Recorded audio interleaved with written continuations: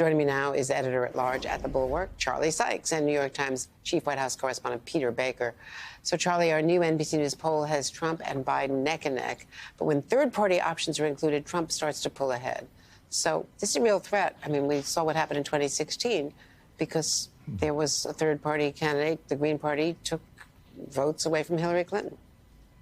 No, it is a real threat. And of course, you see what the attraction is because you have a large portion of voters who just simply do not want to have, a Biden-Trump replay.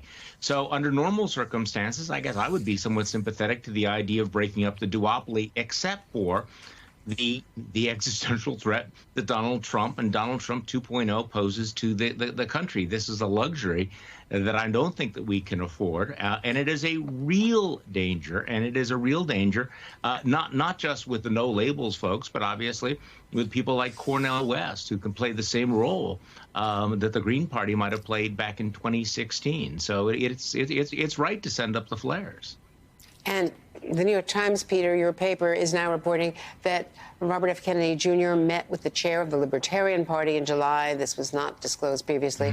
So could that also be the damage? He's got the Kennedy name, and there'll be a certain amount of voters who will go for RFK Jr.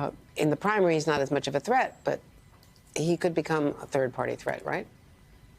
Sure, absolutely. Look, he has gotten double digits in primary polls. It doesn't mean he's going to be a threat to Biden in the primaries, but if he were to able to convert those voters to an independent or a libertarian line, then absolutely it could make a big difference. 2016, was one example. The even better example might have been 2000, right? Ralph Nader got, a very small percentage of the vote in Florida, but remember, George W. Bush only won with 537 votes. A switch of 537 votes from Ralph Nader to Al Gore would have changed the outcome of that election, the whole election, not just in Florida. So it does make a difference, especially in a tight race that we're seeing. All the polls, with a couple outlier exceptions, show a very, very tight race right now. And we don't know how it's going to play out a year and several months from now. But absolutely, these third parties could make a difference in key states.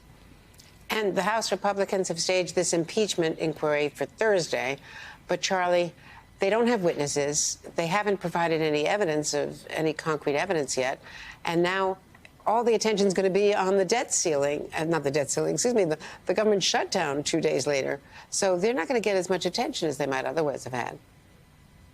No, I mean, it's quite a dysfunctional week, isn't it? Kevin McCarthy's hollow speakership is playing out pretty much the way that you would have expected. What could go wrong when you shut down the government and then start an impeachment without any evidence? But the point of this impeachment is not to provide evidence. It's to flood the zone. It is to devalue the coin of impeachment, because at the end of the day, if everybody's impeached, then nobody's impeached. If everybody is corrupt, nobody is corrupt. And I think that this is basically running interference for Donald Trump. And it is a weapon of mass distraction. Whether or not they are going to be distracting from their own distraction with the shutdown, obviously, is a very interesting question. And, Peter, let's talk about some of those poll numbers again, because the White House cannot be happy that 3/4 of the voters say that the president is too old and not mentally capable, compared to a much smaller percentage that think that of Donald Trump, who's only 3 years younger.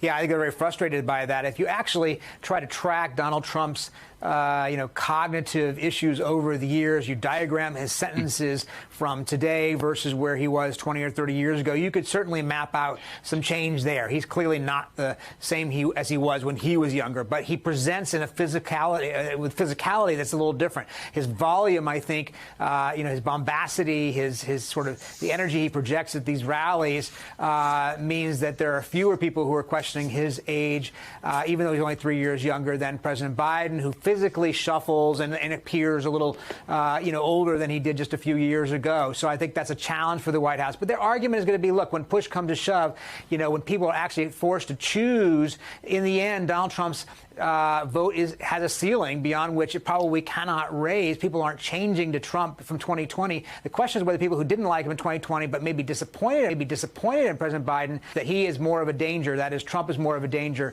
and it's still worth coming back to the president.